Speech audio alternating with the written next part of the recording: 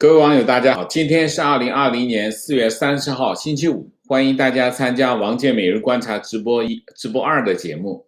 我们今天有3个主题，第一个，中共政治局讨论的经济政策；第二个是美驻华使馆5月4号开始恢复面签；第三个就是大炼芯片烂尾之后，中国电动车再现大跃进啊。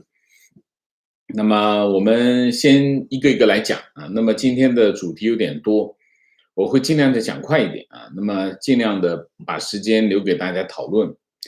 中共中央政治局4月30号召开会议，分析当前经济形势和经济工作，听取第3次全国国土调查情况汇报，审议中国共产党组织工作条例。这三件事情，那么另外2件事情我就不讨论了。那么主要是看中国经济政策啊。那么宏观经济政策他这么说，他说会议指出要辩证地看待1季度的经济数据，当前经济恢复不均衡，基础不牢固。然后会议要求要坚持稳中求进的工作总基调，准确把握新发展阶段，全面贯彻新发展理念，加快构建新发展格局，着力推动高质量发展，慎终如始抓好疫情防控啊。然后这就具体的要求，要精准实施宏观经济政策，保持宏观政策连续性、稳定性、可持续性，不急转弯，把握好时度效啊，固本培元，这开中药方了都。稳定预期，保持经济运行在合理区间，使经济恢复中达到更高水平均衡。好，那具体谈财政政策，积极的财政政策要落实落细，兜牢基层三保底线，发挥对优化经济结构的撬动作用啊。它只撬动作用，说明就是没作用啊。然后是稳健的货币政策要保持流动性合理充裕，强化对实体经济重点领域薄弱环节的支持，保持人民币汇率在合理均衡水平上的基本稳定。好，其他的就什么，然后就开始要了啊，要，全是要啊。讲到什么呢？讲到碳中和，也讲到国内需求的快速恢复，讲到互联网，讲到这个平台经济，总之全部都讲到了啊。蜻蜓点水各点一下就基本上，其中房地产就是说，房地产坚持用来住的，不用来炒的定位，防止以学区房等名义炒作房价，其他就没有什么特别。好，我们评价一下几点。第一点，没有重点。你看整个的所谓的经济政策没有重点，也没有突破啊。基本上财政政策基本是在做兜底，就是维持会长啊，就是维持低层，叫直达政策。什么叫直达政策？中央现在其实中央政府它大概分到了45%的财政收入啊，就55%是地方政府分税制嘛。分税制它跟美国不一样，美国是国税收国税，地税收地税啊。联邦政府有个联邦政府的税务局，然后他就收联邦政府的税。然后你地方政府，比如说州有州的税啊，这个地方政府有地方政府的税，然后各有各的税务局，各自收各自的税，不分啊。中国是分税制，中央政府把地税给取消了，所有的税由国税收，收完之后呢，再就是把你该分给你的分给你，这是一块。所以中央政府大概收45%，地方政府收55%。后来是2015年，分税制再改革，改革什么呢？改革2件事。第一件事情，取消什么？取消了营业税，把营业税并到了增值税里头去。因为增值税是分税，那么取消也叫营改增啊。营改增之后呢，中央政府基本上是拿到了45%，地方政府拿55%，然后呢再把事权重新分配。通过分配了事权之后，中央政府拿到了45%的财政收入之后呢，它再大概返还了将近15%左右啊。那么中央政府实际上留下了30%，这15%中央就用我们叫转移支付的方式，中央政府给地方啊，返还给地方，因为地方的事权更多，事权多。你就要花的钱就更多，大概是一个这样的事情。那么现在呢，去年2020年，中央政府用了一个叫直达机制。直达机制是什么？中央政府直接把钱划给什么呢？划给市县政府。那中间在省政府的账上走一下，省政府呢，你就先报方案，报给财政部。财政部拿到方案一看，各个市各个县都有啊，有了啊，同意这个方案，然后他就根据这个方案直接把钱拨到省财政就1分钱不留，直接把钱转给地方，转给市县政府，维持他们的日常运作，这就叫直达机制。直达机制，地方政府叫省政府，只能叫这个过路财神，就看着钱从眼前走过去，但是不能碰啊。然后但是你要监督啊，他任务就是监督。这样的话呢，等于中央政府把这个省政府的权利给剥夺了什么？为什么？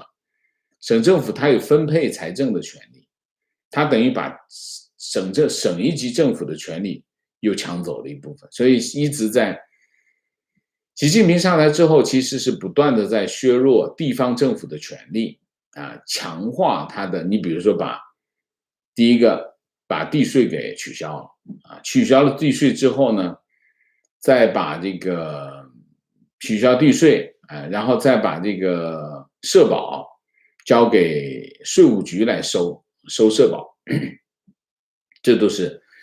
然后再把这个营业税啊取消营业税，因为地方政府培育营业税培育了几十年，营业税开始大幅上升，中央政府一看这不行啊，营业税是地方税，那就并起来啊，然后我们再来分啊，就是这样，中央政府不断的去干这种事情。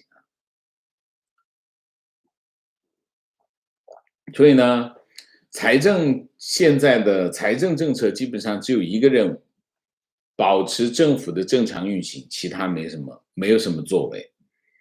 那么货币政策呢？货币政策基本上叫大水漫灌，继续大水漫灌，它讲得很清楚，不急转弯，保持流动性的合理充裕啊。这里面我已经看到它第3次提出来讲这个人民币汇率要在合理均衡水平上的基本稳定，已经讲了3次了啊。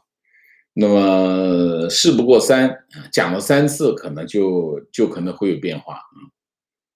这是一个，还有一个就是前面1季度其实数据没那么好，大体上如果按照把去年这个下跌的因素刨掉之后，大体上是5%的5%的增长，是国家统计局语境下啊，这是5%，5%理论上来说，它的经济增长目标是6%以上，那你连6%都没达到，还以上不了。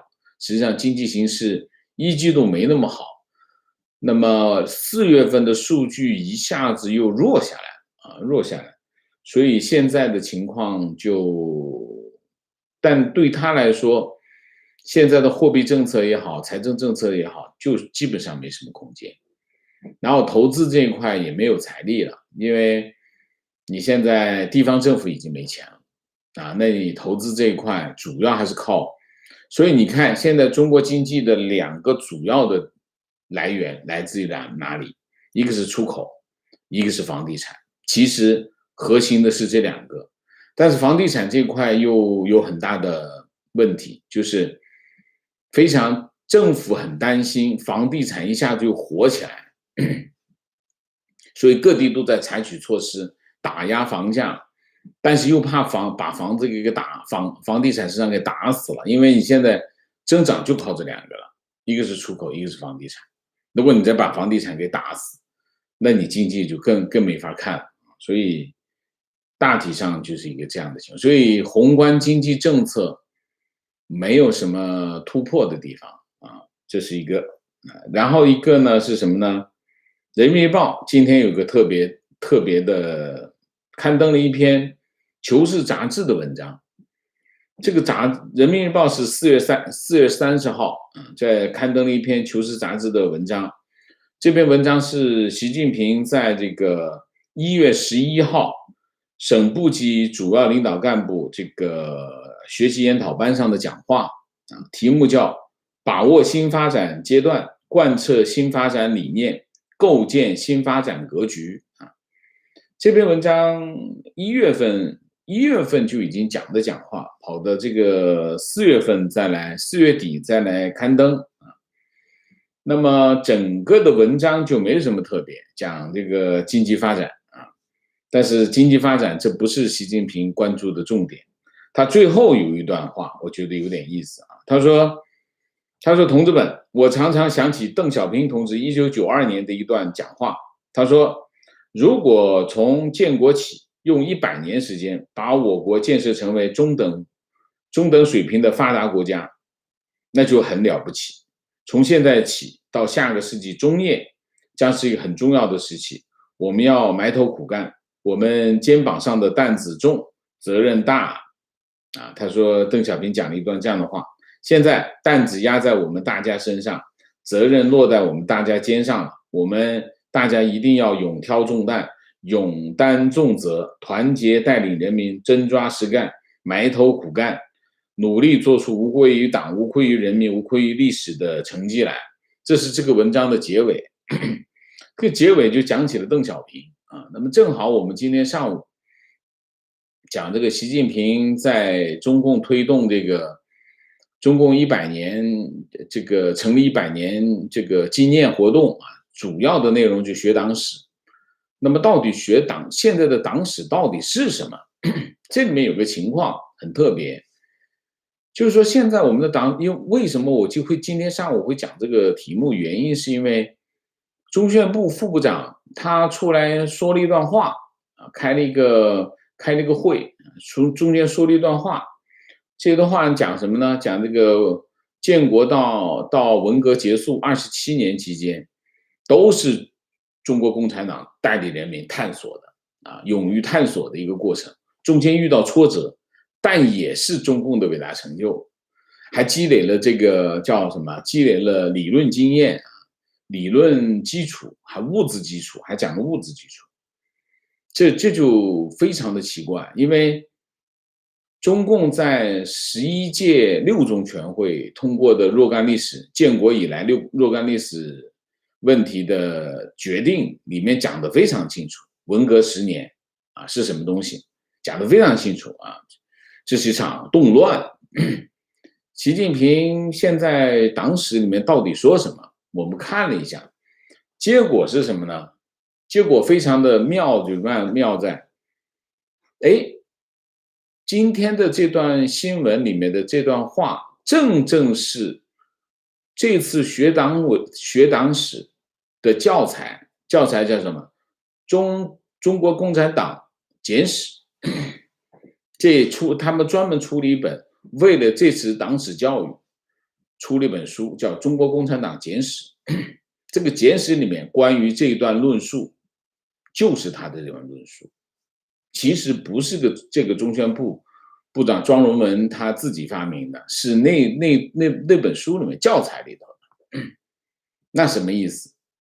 那你想一下，中共11届六中全会通过的这个决定是党的决定，你现在用一本书把那党的而且这本书是中共中央决定要出的，但是他没有通过党的决议啊，既没有通过党的决议，也没有通过党的程序，然后你就出了一本这个书，用这本书把邓小平过去的政治路线全部否定掉啊，否定掉了邓小平的这个政治路线。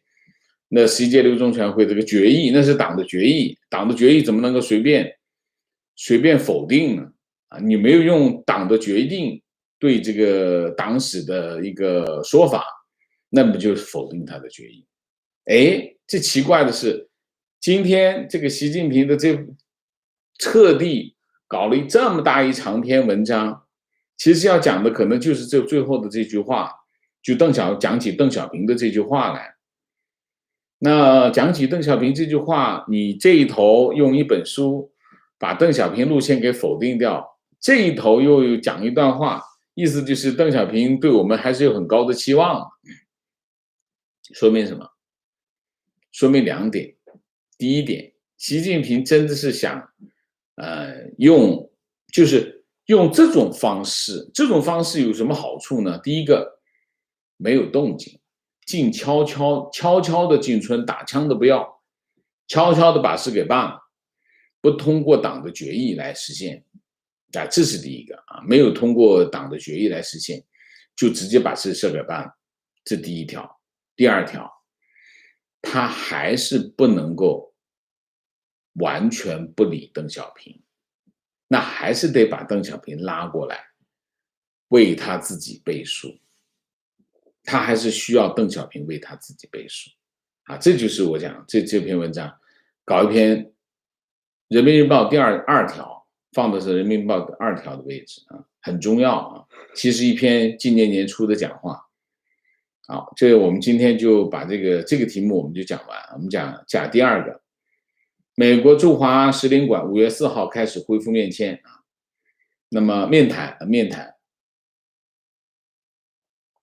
美国驻华大使馆4月30号召开记者会，宣布目前美国驻华使领馆已经恢复运营，设在中国各地的美国使领馆签证处5月4号开放赴美留学生签证的面谈啊，那么届时将会有超过100名美国签证官上岗，那么负责与申请者进行面签啊，那么5月4日当天预计就会进行几百个面谈，到5月中旬，预计北京的签证处每天将能够面谈2000名申请者。但是赴美留学生仍然要注意及时和学校沟通，及时留意美国疾控中心最新的这个疫情防控的政策啊。那么，美国驻华使馆代理领事事务公使衔参赞叫 William Bistransky 在记者会上表示，5月4号重启留学生面签业务，欢迎中国留学生赴美读书，融入美国大学校园。Bistransky 说，美国驻华使领馆团队已经准备了几个月，为这个中国留学生赴美这个需要这个准备这个面签的这个工作。在美国大使馆签证官网开放学生签证预约后，1个小时就有超过3000名申请者预约。那么他说向有意去美国留学的中国学生及其父母传达一个信息：美国使领馆已经恢复运营了，我们热切的期待开始处理签证。不过 Bistransky 也提醒，计划赴美的中国留学生在他的学术项目开始前的120天之内才可以申请美国签证，正式开课前30天才可以入境美国。这个政策跟疫情之前没有区别啊。此外，他也建议中国留学生及时和他的学校沟通，并随时留意这个疾控政策。4月26号，美国国务院宣布，这个留学生赴美旅行松绑。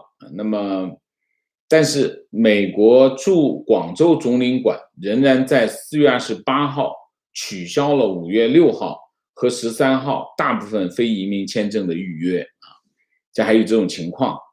那么另外呢，有纽约大学的中国留学生在社交媒体上表示，说纽约大学最近给他们发电邮，说通知他们美国驻华总领馆使领馆最快会在5月4号恢复学生签证面谈啊。那么这个情况真的是和今天宣布的是一样的。那么纽约大学是美国高校当中中国留学生最多的大学。那么 Bistransky 表示，美方开放留学生入境的决定，部分是因为美国疫情防控的局势持续的改善，更重要的是为了证明美国是一个对外国学生开放并且友好的国家，我们欢迎所有的留学生回到美国的校园。那么美国国务院26号发表声明，过去14天内在中国、伊朗、巴西或者南非境内活动，而且学术项目在2021年8月1号或以后开始的学生和学者，如果已经持有 F1或者 M1的学生签证，无需再经过其他的手续，最早可以在学术项目开始前的30天就入境美国。理论上来说，7月2号是中国留学生赴美最早的日期啊。那么美国 F1和 M1签证签发对象是参加美国的学术项目 academic program 和职业性项目vocational program 的外国学生，包括小学生、中学生和高校学生。这就意味着去年开始滞留在中国国内的几十万赴美留学生有望在今年秋季回到美国的校园。中间川普政府曾经在2020年5月颁布禁令，暂停和限制与支持居民融合实体联系的中国留学生和研究者持 F 签证和 J 签证进入美国，但当时美国并没有列出被视为此类实体的具体名单，也没有明确签证官在实际操作中如何判断一名中国的留学生和相关实体是否有联系。那么拜登政府上台之后，对上述已经颁发的这个命令是否收回Bistransky 回应说，目前川普政府颁发的涉及居民融合的签证限制仍然有效，但是他说，至于有没有有待批准的相关法律文件，目前据我所知，没有任何文件即将被付诸实施。什么意思呢？就是川普颁了个行政命令，这个行政命令其实是没有执行没有执行的原因是他这个行政命令没有指定说哪些是，哪些不是，所以这个行政命令就没有可操作性Bistransky 说，大部分就读 STEM 专业的中国留学生最后都拿到了学生签证，并且能够到美国学习。他说，虽然在高科技领域，一小部分更高阶的学生会在签证申请的过程中面临额外的行政审查，但大部分学生都能够得到签证之后赴美，并且继续他们的正常学习那么至于中国留学生到美国之后是否需要遵循14天的隔离政策，然后这个记者还问中美双方是不是在讨论这个疫苗互认这里面有坑的这中国的记者在这里埋了个坑那 Bistransky 说今天的公共卫生局势和下个月、下个月肯定不一样最早一批赴美留学生要到今年夏天才会抵达美国，届时美国各地的防疫政策可能发生变化，所以呢，他说你保持联系就对了所以他就回避了这个问题，就是中美之间有没有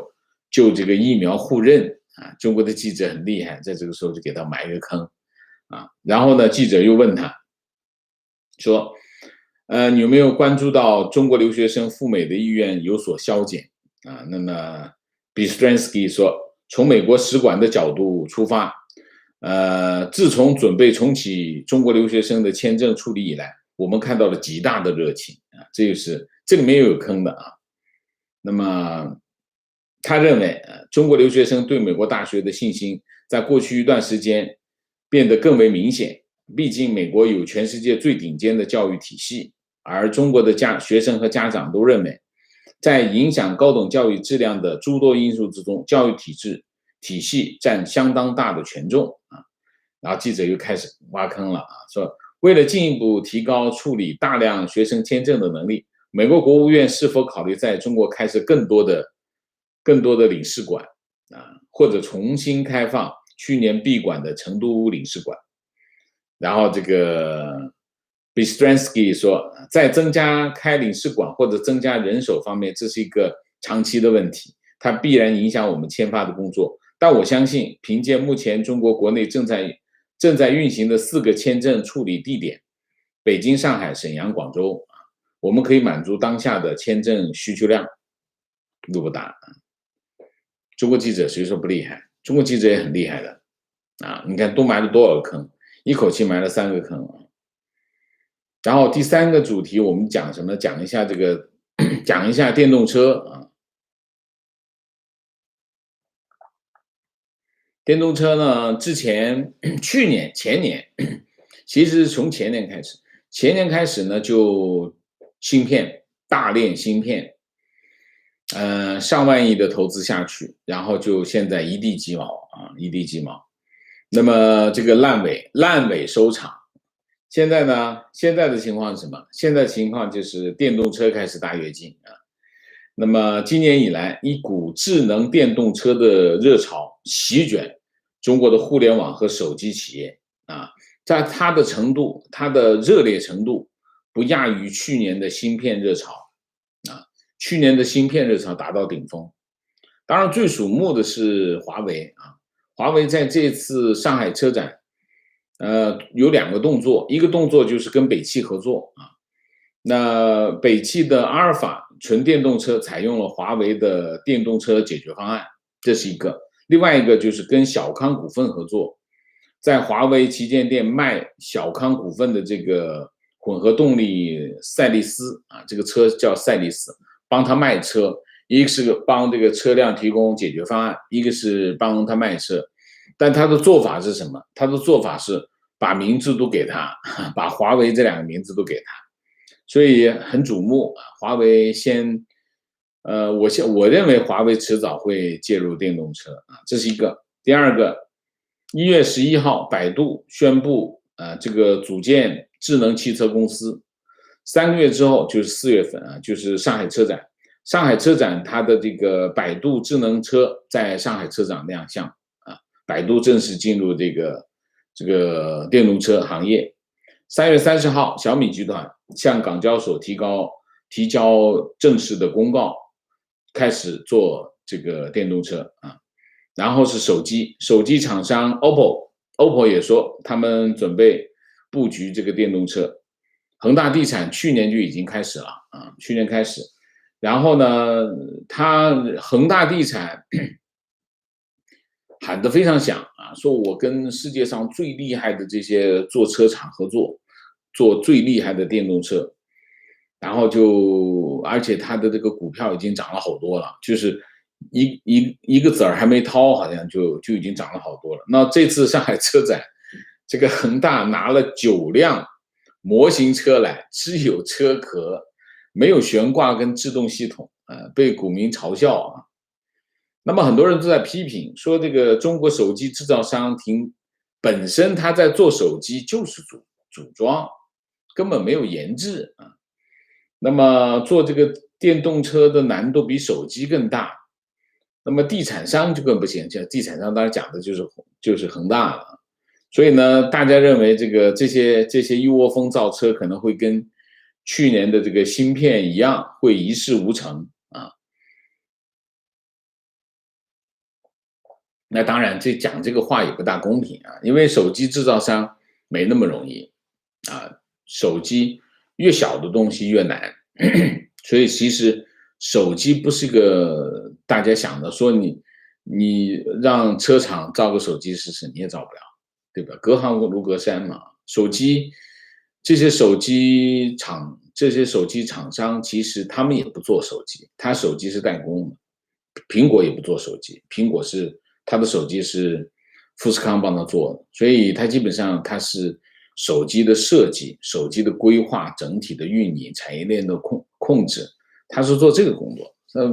这都是有分工的，所以特别指哪个不行也不公道啊，只是说电动车没那么简单啊。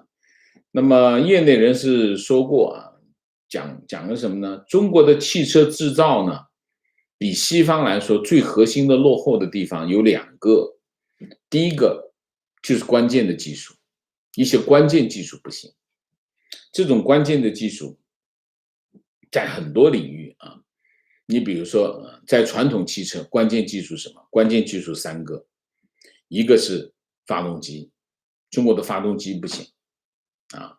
那么中国到现在为止自己没几个发动机厂，而且发动机呢，这个基本上都是进口。第2个，变速箱，变速箱也是个核心技术。第3个还有一个就是底盘。这3个你想一下，一辆车其实就这3样东西。那么中国的车厂是什么？买一个发动机，再买一个变速箱，再找人来一起设计，其实就请人帮他设计一个底盘，然后就开始就往里面装东西。所以为什么中国的车为什么成本高？成本高当然成本高，你所有东西都是买来的，你当然成本高。所以这几个核心的东西不行。你现在电动车里面就有很多，电动车里面核心的是什么？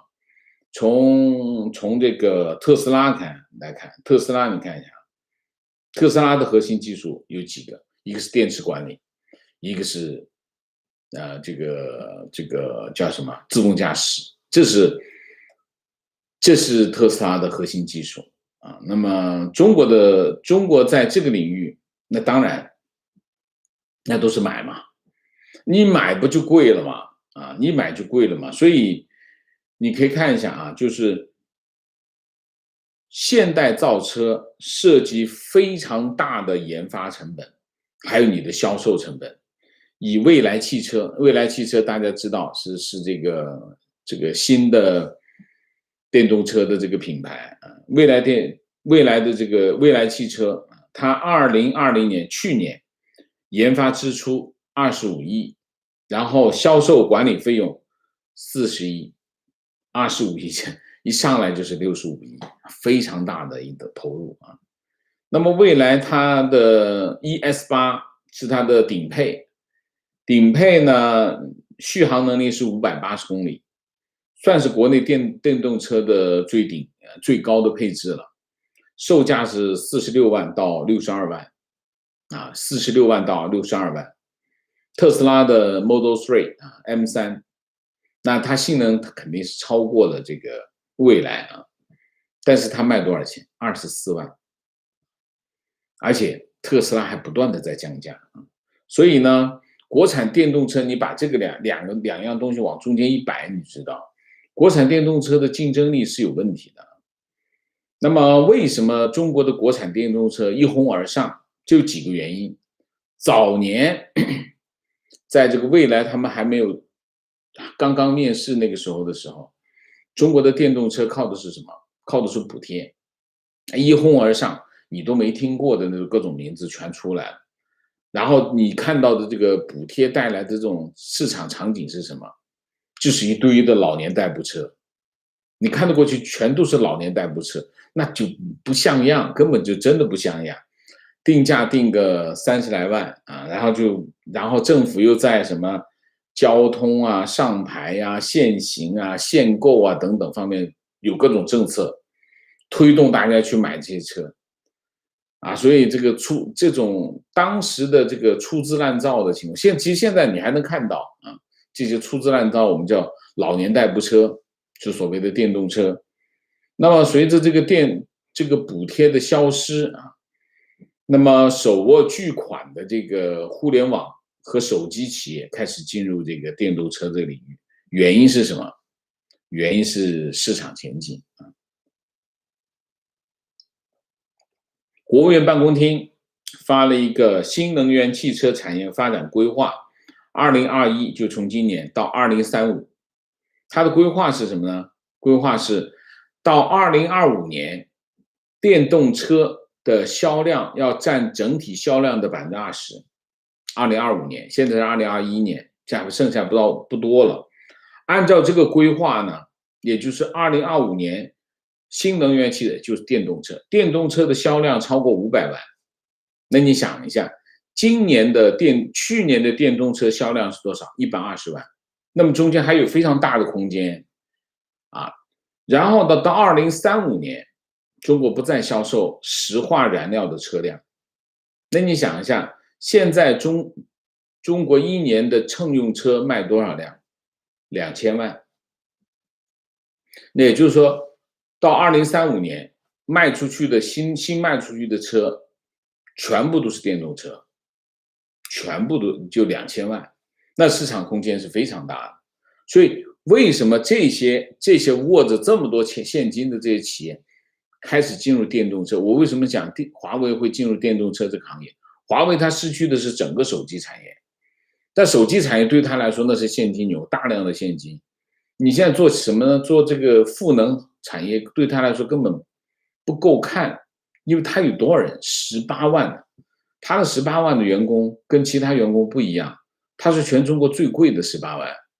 你不做一个非常有庞大市场空间的产业，他怎么能支持华为这么多人？那你除非你裁员，18万裁的8万，8万可能都多了。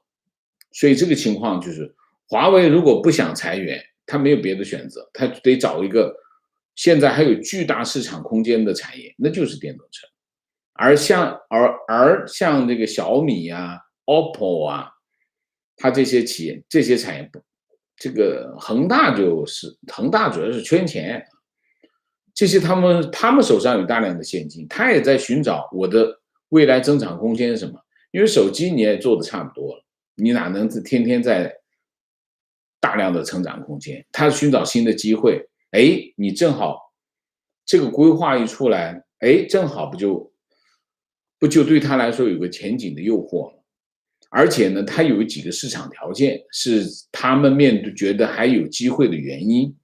第一个，中国国内的汽车厂，它本身能力就不强。中国现在的汽车厂这几十年下来，没长什么本事啊，传统的汽车都造不好，关键技术也没过关。就是说，本来跟其他外国车厂合作，那你要掌握什么？掌握这个发动机吧，你要掌握这个变速箱吧，你得掌握底盘吧。他没有，他这么多年下来，几十年下来，光想着挣钱，没掌握核心技术，所以中国国内车厂的能力不强，而且他们在传统汽车的领域都没搞定，那新电动车领域他们也是新手，没有任何优势。对于传统车厂来说，中国国内的这些国企啊，这是第一。第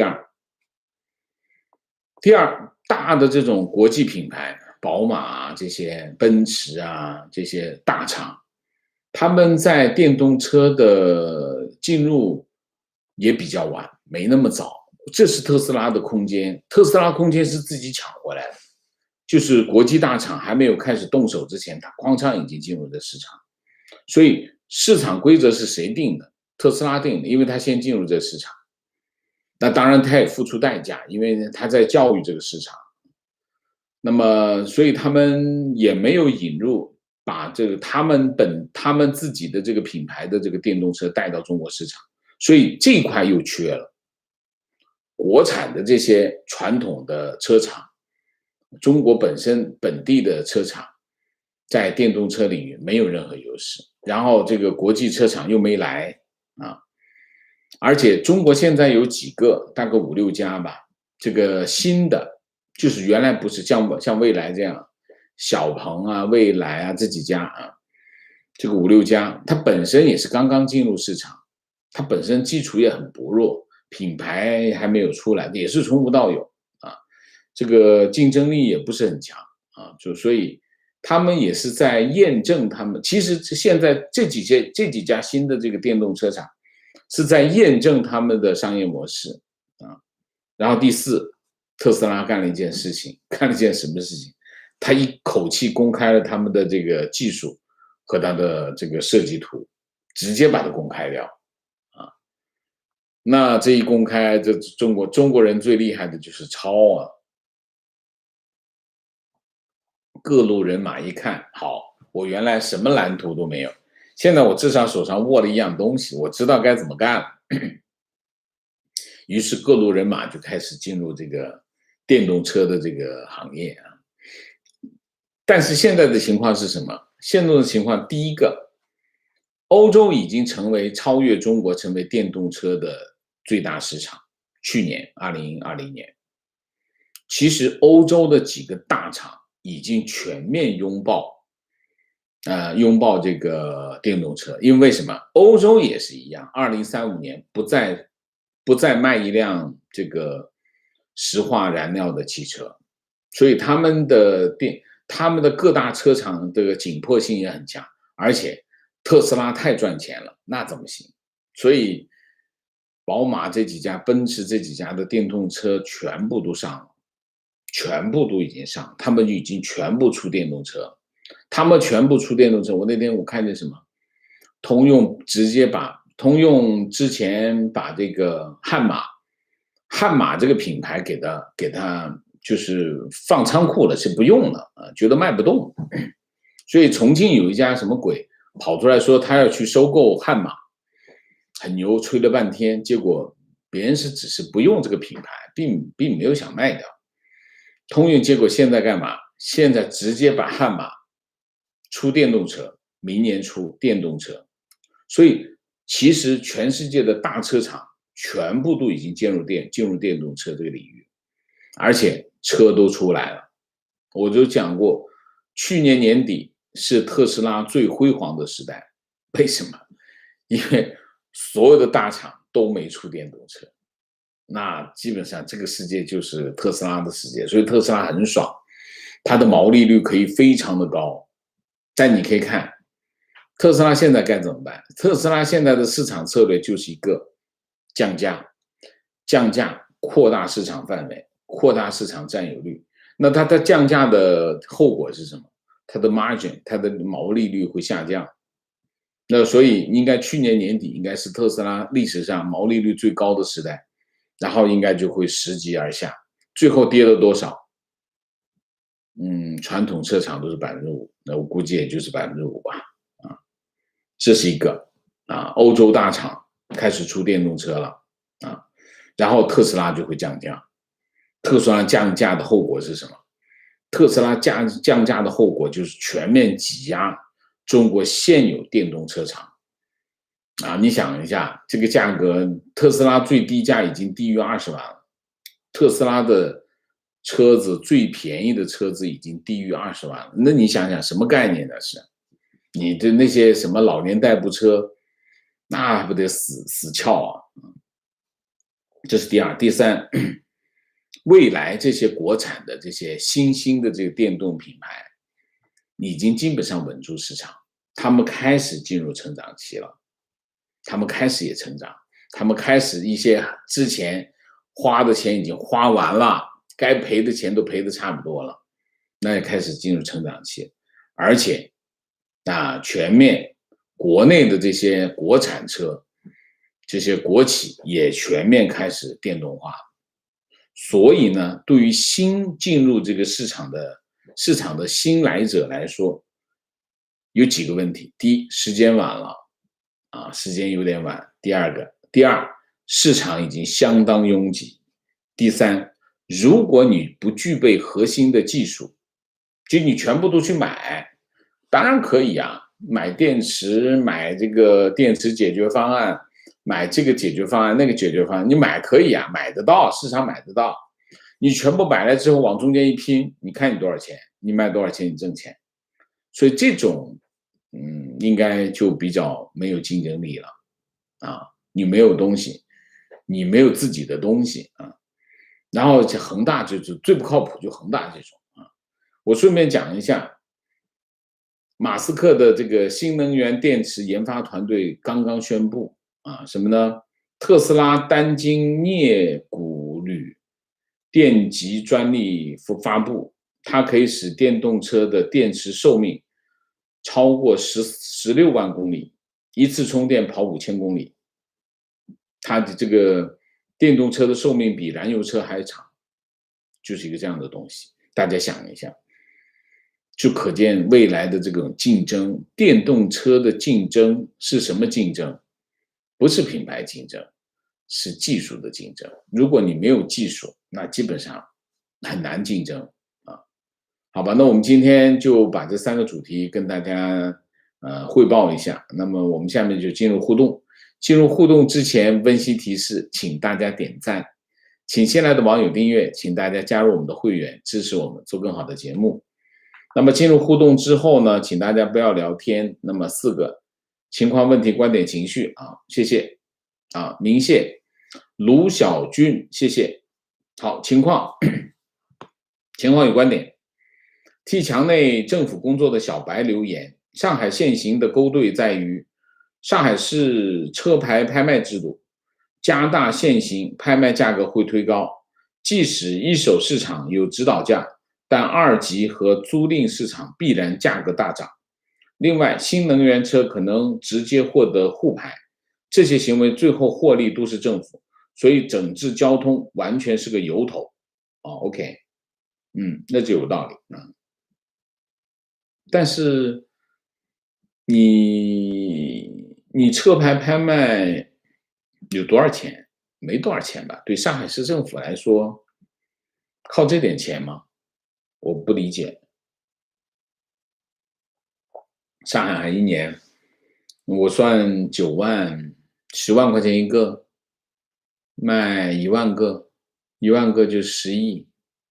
我就算你卖10万个、100个亿，100个亿对上海市政府来说应该毛毛雨吧？你说呢？所以，但是如果这么干，其实对上海有影响的。你把这个外牌赶走啊，影响是蛮大的。别忘了，这些外牌有很多真的是来办事的人啊。王健老师经常听您批评共产党，中国现在是一个独裁封闭、腐败至极、权力至上的社会，但这一切都是共产党的错吗？这难道不是人民自己的历史选择吗？网友答：中国人民有选择过吗？我长这么大从来没见过选票啊。毫无疑问，中国人民是中共的迫害对象啊，压迫对象。那中国社会独裁封闭、腐败至极、权力至上，你还能赖中国人民吗？你这太叫什么？太没有是非感了吧？中国人民被中共踩在脚底下，奴役他们，对吗？没有任何的权利，辛辛苦苦。你看看那个马路边上，那个70、80岁的老太太，腰都驼了，还在那背着垃圾卖那些捡纸皮背垃圾。你说他还为中共的腐败承担责任吗？你觉得你这样的问题问的是不是太不公道了？你说，我真的想骂人啊，是不是？你说呢？你说这个责任不是完全由中共背上，让他滚吗？还让他欺压的、迫害的、压迫的人民去承担这个责任？我不知道你这个逻辑是怎么来的啊？观点在50年代同期见证的国家有好多，韩国、日本战后的重建，台湾都是这个时候出发。比较一下人家的成就，就知道中共吹的牛皮了。人权、经济、自由度、富裕度，中共的70多年给中国人带来了多少苦难？运动不断，人毫无自由度，直到现在都承受着社会不公、医疗教育资源分配不均，贫富差距巨大，房价高企，粉饰太平。我不说别的，申请个护照你都不给别人办，你这什么鬼？我觉得，对吗？这还去给他洗地啊，我觉得太没良知了吧。观点 CCP 从本质上来说，就是没有办法承认自身的错误，因为错误背后的影响就是责任，出来承担责任就威胁政权，所以 CCP 在错误面前只能继续用新的错误掩盖旧的错误，即使是没有办法自洽的逻辑，也毫不在乎，这就是没有底线的特征。你说错误其实是谎言啊，那他错误，其实人民是可以原谅执政者犯一些错误的。关键是什么？关键是两点：犯错谁不会犯错？一定会犯错，没有人没有神仙嘛，一定会犯错。但犯错第一个你要承认，对吧？我做这件事情是由我负责，我做了这件做错了，我得认，这第一个。第二个，认了你才能改。你首先你不认，你不认怎么会改？你改都不肯改，那这就不是犯错了，这就是犯罪了啊！这就是犯罪了啊！那同时也影响了整个中国人的性格。现在社会的国人充满着极大的戾气，整个国家和个人只在乎自身所谓的正确的程度大于事实真相啊。情况一位朋友在武汉退休，老师在武汉的退休老师妹妹去年已经批准移民来美，原定的排期是去年下半年来美，但因为疫情，美国领事馆去年年初就停止办公了。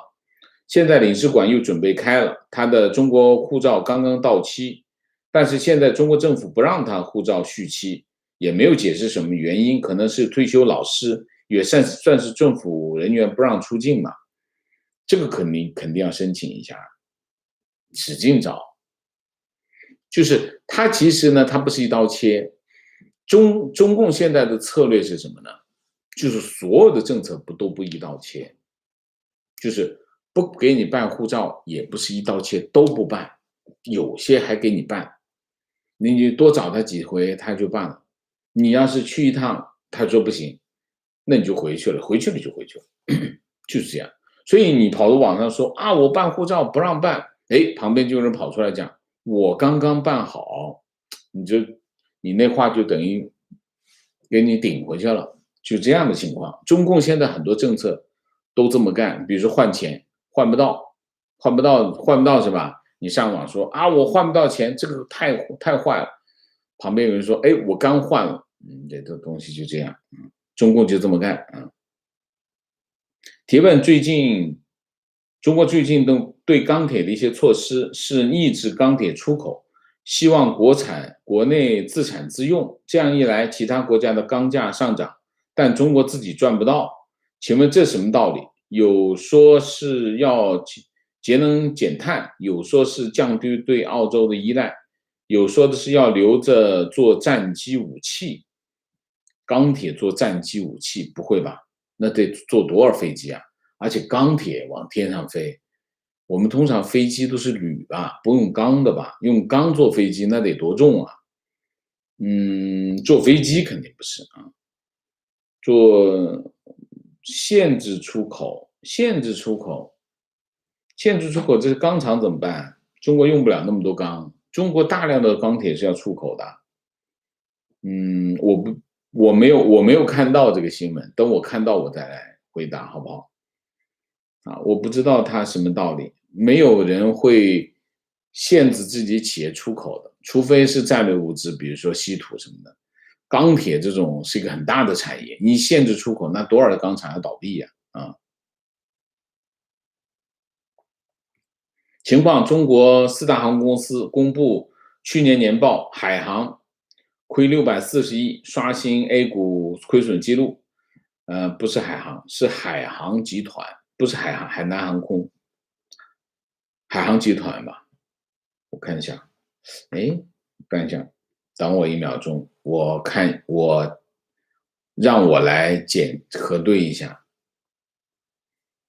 海航集团13家海航集团旗下有13家上市公司，去年合计营收4427亿，亏损合计亏损947亿。那么海航的这个ST 海航亏损640亿，刷新 A 股记录，你说的是对的，没错啊。国航亏损144亿，东方航空亏损118亿，南方航空亏损108亿，然后南航亏的最少啊。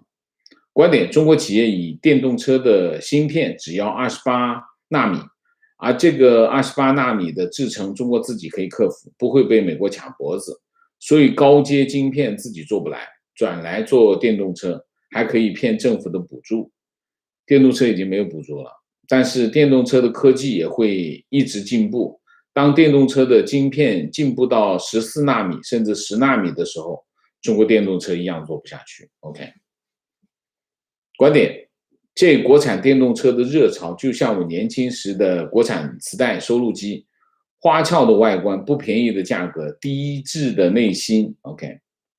情况：几年前，中国有一个老年代步车骗补品牌叫做知豆，一辆知豆 DS2 官方售价18.88万，补贴后6万多。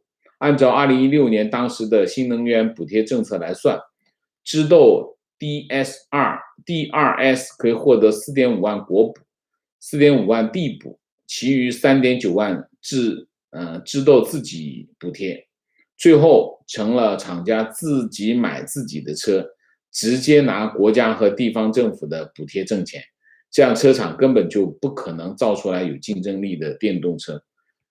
这就是国产代步车，老年代步车就这么出来的。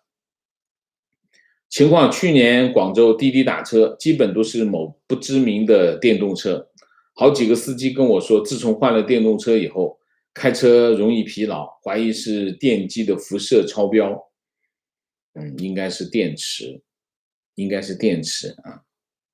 观点：补贴这个词，我从太阳能板开始知道，后来这种靠政策补贴发展出来的产业，最后都是一地鸡毛，没有一个成气候的。非常正确。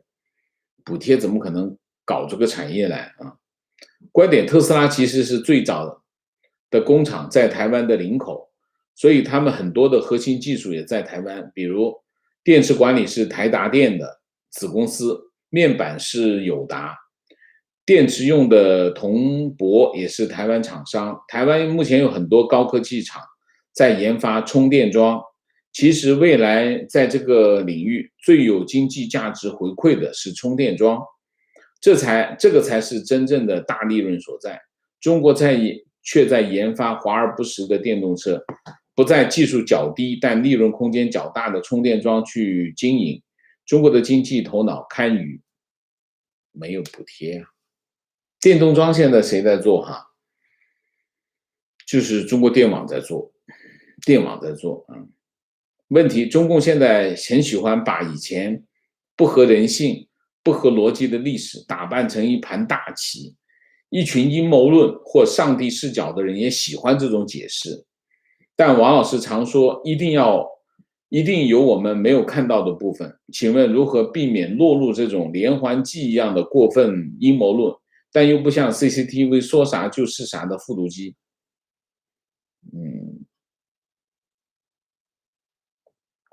我也不知道，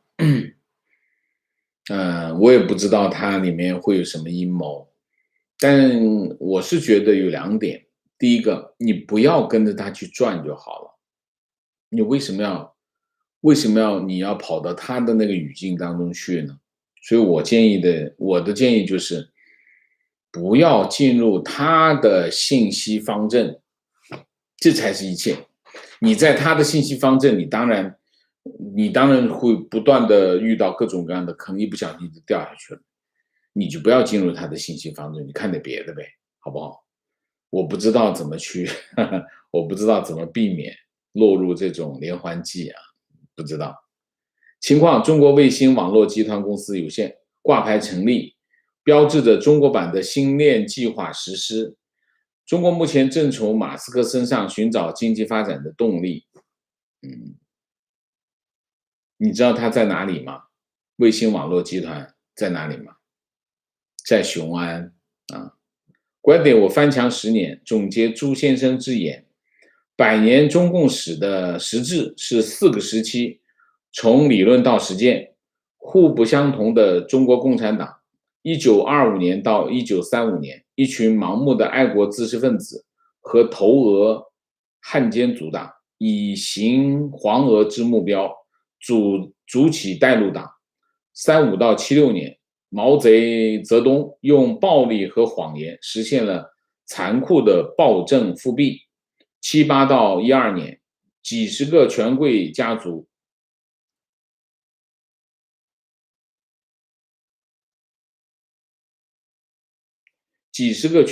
族假改革之名，使分财之实。12年至今，习要把邓时代分封的资源财富收回重分，并企图复辟毛的暴政，再做嬴政。今天的朝鲜有成明天中国的危险。OK， 观点对政治正确的批评，不是批评他所倡导的价值观，而是认为我们不该为他投入过多的社会资源。社会资源是有限的，我们把过多资源给了 A 事业，那么 B 事业跟 C 事业得不到支持。OK， 过多有多少啊？就是说，给点黑人就行了啊，那墨西哥人就别给了，是这个意思吗？什么叫过多？过多就是把别人的钱先分完，到了你这就不能多了，是这个意思吧？我懂了啊。我对政治正确的批评呢，不是批评他的倡导的价值观，而是不要做过火了，是这个意思吗？那凭什么你认为过火就是过火呢？你说呢？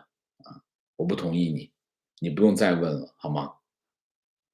观点且不说如何整体上彻底反对共产社会主义制度和执政实践，就即使以他们自己的视角，历任 CCP 领导人在习这里也是夜壶一样的存在，需要就拿出来用用。即便是党内拥护度、认同度很高的邓小平及其理论和政绩，也是夜壶一般，需要拿出来用用，不需要就是弃之一边，还要踩两脚啊。观点：共产体制没有对私权的绝对保护，也没有一个商人能够预见自己及子孙的下场，就永远只有快钱，不会有100年老店啊。提问：为什么他玩弄权术时显得这么多的想法？为什么却把经济和国际关系搞成这个样子？他也没什么想法，就一个想法：我要权力。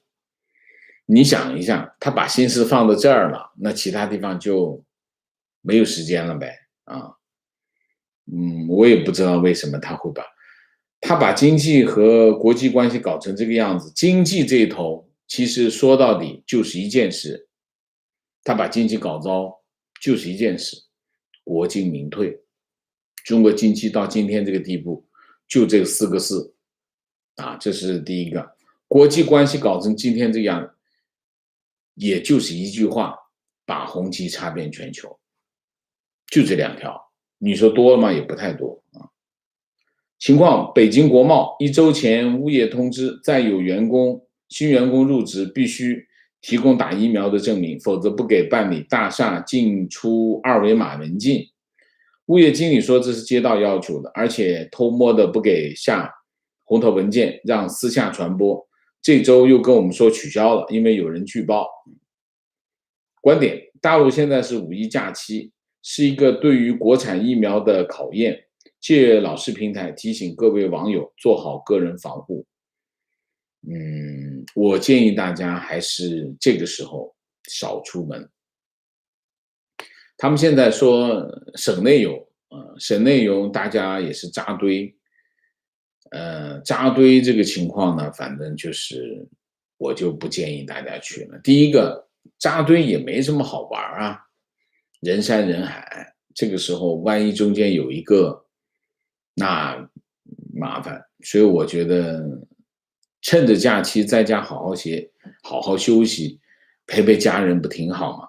对吗？所以真的，这个网友提醒的非常正确，大家要小心一点啊，不要那个什么，不要过度忘乎所以。